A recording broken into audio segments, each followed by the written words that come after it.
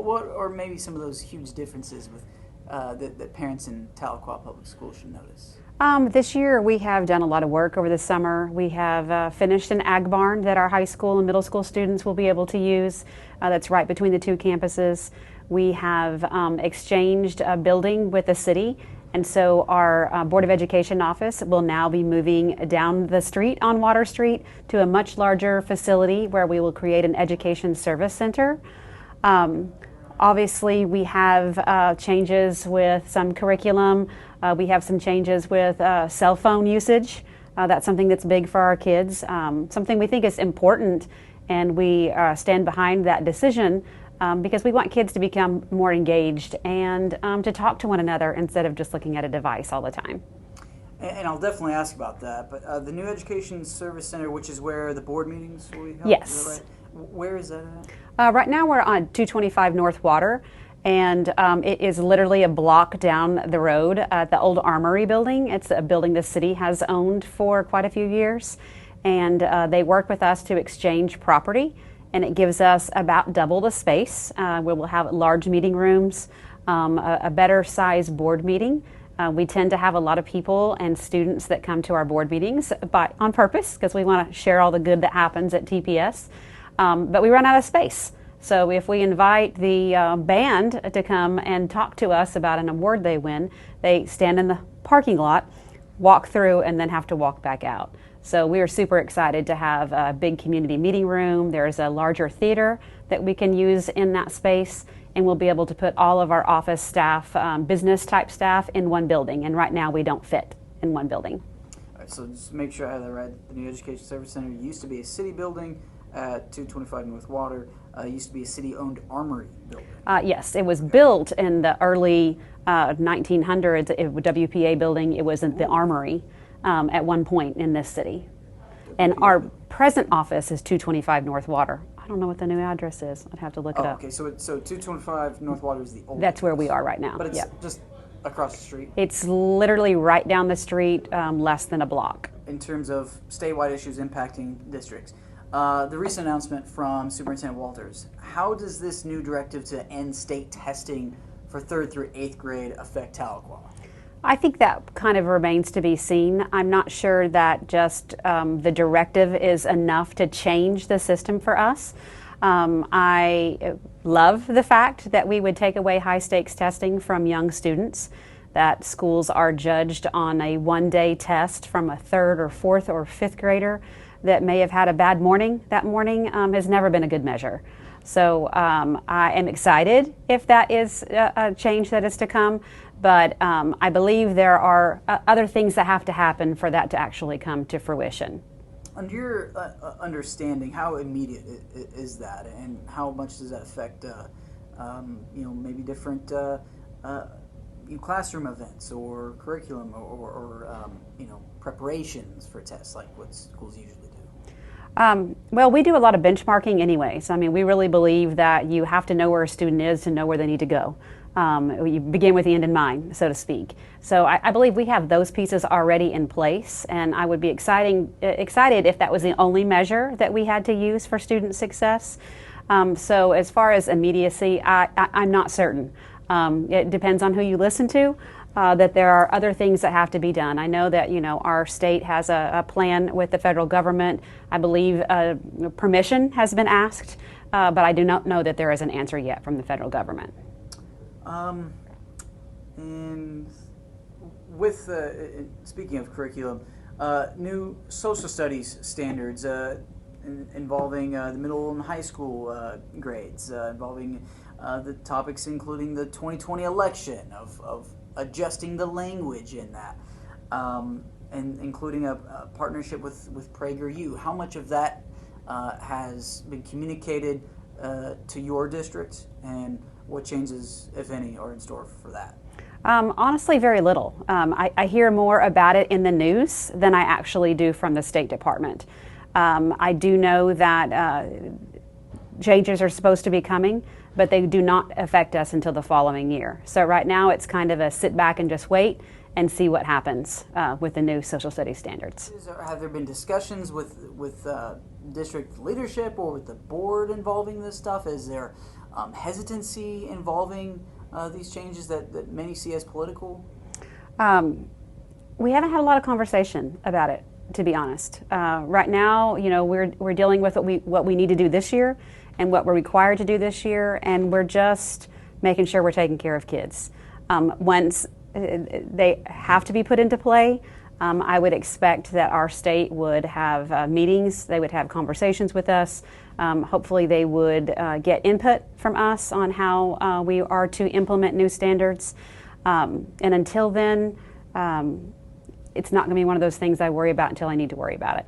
So we talked about the cell phone policy, cell phone ban, some would say. It's basically implemented by the state legislature. Yes. How is that being enforced in Tahlequah? What do you anticipate from that? Is it different from what was being done here before? Only in a few places. So our elementary students already had their phones, if they had them, or any type of smart device, put up in their backpacks, and they did not use them during the day. Our middle school students were only allowed to use them at lunchtime. High school had them out during passing periods, during lunchroom, and at teacher discretion. So the biggest change for us will be at the high school level. We have tried to get the word out to our families, letting them know the bell-to-bell, no cell starts this year. And again, it's not something that we disagree with. It's just going to be a paradigm shift for our older students. But we will proceed with grace as students learn to put their devices up. I personally believe we're all addicted to our devices, and having a no cell phone free zone is good for all of them. Hopefully they will learn to engage and connect a little bit more than they do personally. I feel like anytime this topic runs up, some parents might have concerns of safety and security situation, making sure their kid has their phone. But on the other hand, I've seen several reports and studies suggesting that the less cell phone use for adolescents, the better they perform academically. Are those some kind of things that are weighed? Yeah, those are the things that I have seen statistically as well. I think that engagement will go up. I think academic achievement will go up. And we're excited to see that. And as far as safety, we are not taking the devices from our students. Our students can keep them in their backpack with them at all times, because I do understand that our families might be concerned if something bad was to happen in the building. I would want our children to be able to get to their devices and get them turned on so they could call for help if they needed. Has there been much guidance in the way of Walter's announcement of placing Bibles in each class? I haven't had a lot of conversation about it this year. It was kind of a hot topic this time last year, but there has been nothing that has come through their office to me about that at all this summer. Another note I had on here, the mobile panic alert system or school security revolving fund amended to allow for this funding, I believe. How much of that has gone into allocated for this year? So we use the Rave panic button, which is what we've been able to use the last few years for free. There has been nothing that has necessarily come to say that that's going to be different. I think that pot of money was handed over to a different entity in the state, but we will continue on with that same Rave panic button that we have in the past for free, as far as I know. And in terms of finances, in terms of implementation and using it, still high confidence as ever with that? Yes, and a lot of it is just about training. It's, putting in the geofences around the different spaces in your district and training all the new staff. Most schools have quite a few new staff members every year, and you just got to make sure that they have it downloaded on their phone and that they understand how to use it and when to use it. We've talked of a few Tulsa area schools, school districts in terms of bus driver situations, teacher staffing situation. What's the status for bus drivers here in Tahlequah? I believe we have every bus driver filled right now, but we do that with a lot of our even teaching staff that pick up an extra route in the morning and extra route in the afternoon. My husband is a high school teacher and a coach here. He drives a route still every morning, and we're able to fill those spots with that. So we've not. We always advertise for bus drivers, and we would take one if someone came along and was the right fit for our district, but it's typically not a horrible thing for us to fill here. How many teachers are doing the double duty? How common is that to hear about maybe at each school? I would say probably 10 to 20 pick up a route either in the morning or in the afternoon In the district? that are certified teachers as well. Yes. Is that something the district likes to have, or would you want to minimize that number? I think that I don't think it's a bad practice. A lot of those people want to pick up an extra mid-month check. It gives them a little way to supplement their income, and it just gives them a way to give back to the district. When it is hard to find a bus driver, if someone can go and do that half-time and pick up a morning or an afternoon route, it just helps us, and we tend to be like a family, and we just pick up where someone needs help. I guess that kind of begs the question of how the teaching staffing is for the district entering 2025, and how has the hiring process been for maybe retention or turnover? It's been a little bit easier this summer, to be honest. We had less new staff this year than we have had in the last previous years. As always, we have a little bit of a hard time finding and filling special education positions. That's always the hardest to find. We still have a spot we would hire if we could find the right fit for our district. But being here in Tahlequah with NSU at our doorstep, it has always been a little bit easier for us to hire staff than I think it has other places. Our university puts out so many quality teachers, and that number is starting to pick up. It really went down for a few years, but they're starting to recap some of those people that are maybe choosing to be a teacher. And a lot of times they intern with us, and a lot of times we get to keep great new teachers right out of college. A bit of a perk of being in a college town, I'd assume. I mean, I imagine for many reasons, but including for staffing, for financial benefits, for perks. How much of a partnership can you, I guess, really underscore with NSU? They've been a valued partner in so many different ways and for so many years. With having the teacher education program right here, we get a lot of interns. We get a lot of full interns, pre-interns, pre-1, pre-2. If they have a reading class, sometimes they come in and they do special studies in our classes. We have a lot of college kids that like to work in our after-school programs or might sign up to be a substitute teacher on their days off. So it's been very, I think, great for both entities as far as those people that are looking to go into the education field. And you'll probably continue looking for more of that availability, I guess, each semester, I guess. Yes, yes. Now, a very mid-2020s question I have to ask. What conversations or purchases has the district completed with AI integration?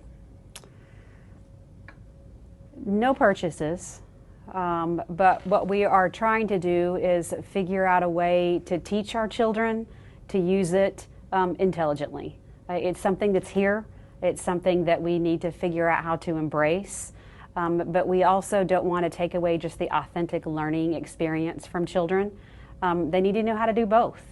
I'm not one that has used AI very often, but working on a speech that I'm going to give in the next month, and someone said, "Why don't you put it in ChatGPT?" And I tried that, and it's actually amazing what it does for you. It was my first experience.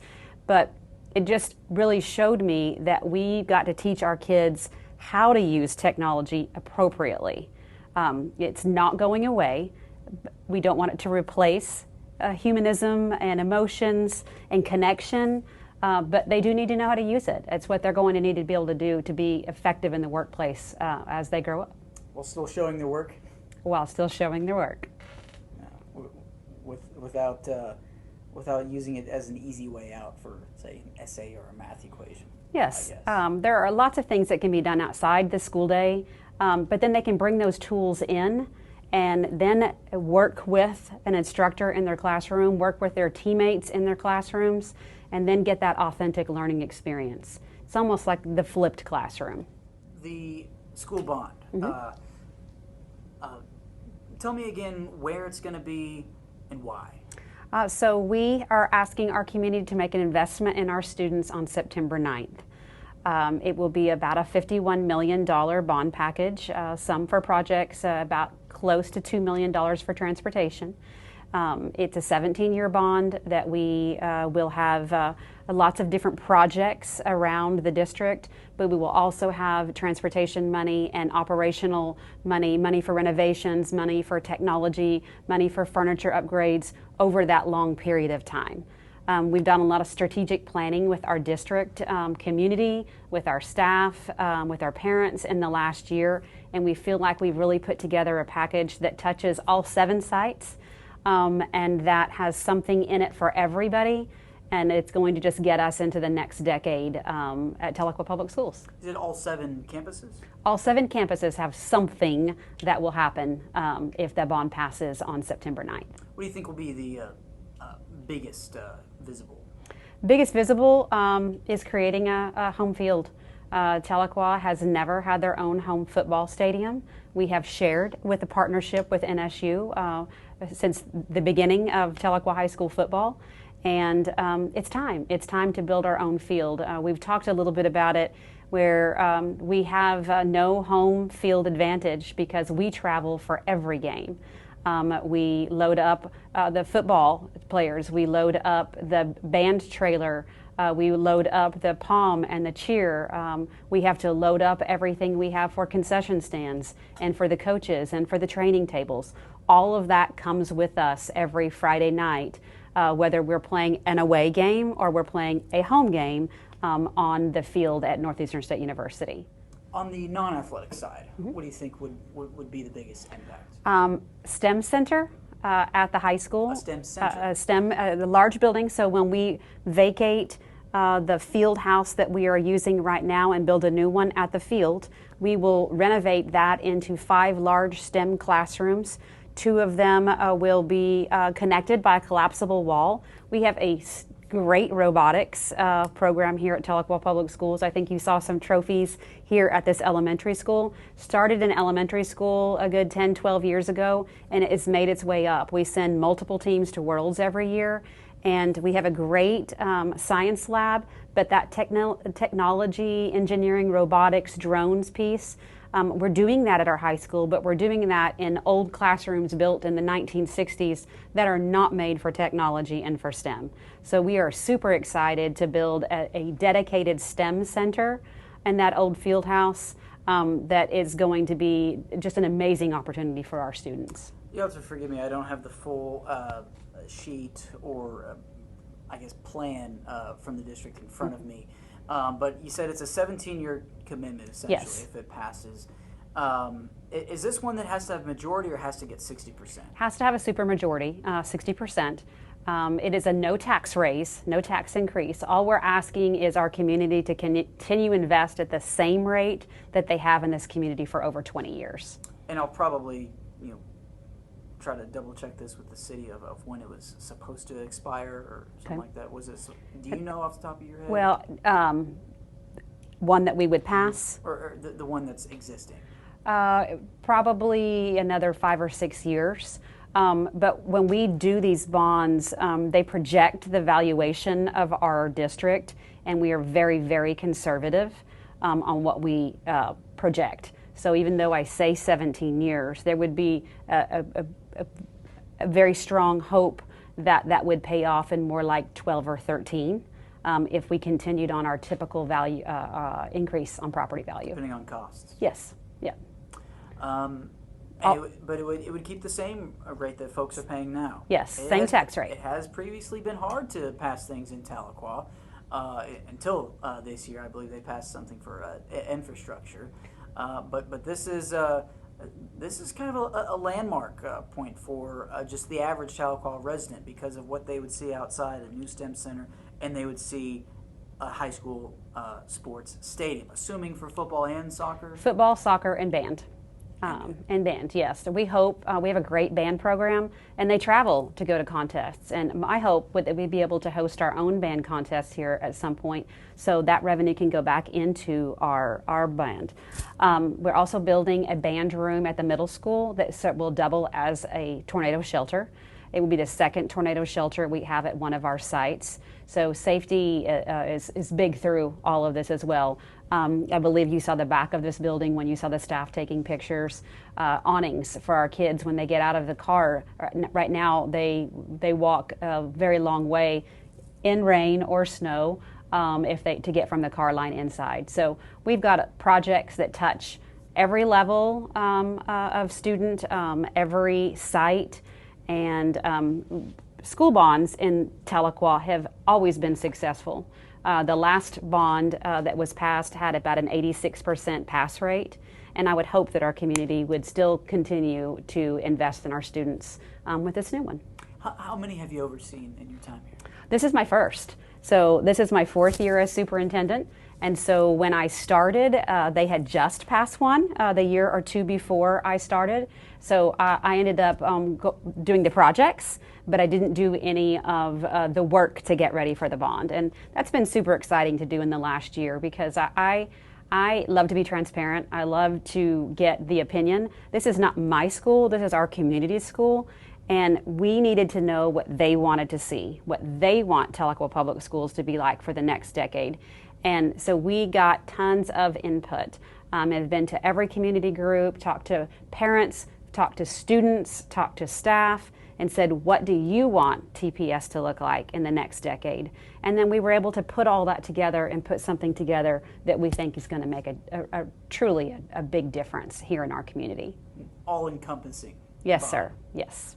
Like made by and of the folks of yes. the district, not just those who had to consult for the logistics. No, we represent our community. Our Tahlequah is only as good as a school district that sits inside its city boundaries, and we work hard to represent them well.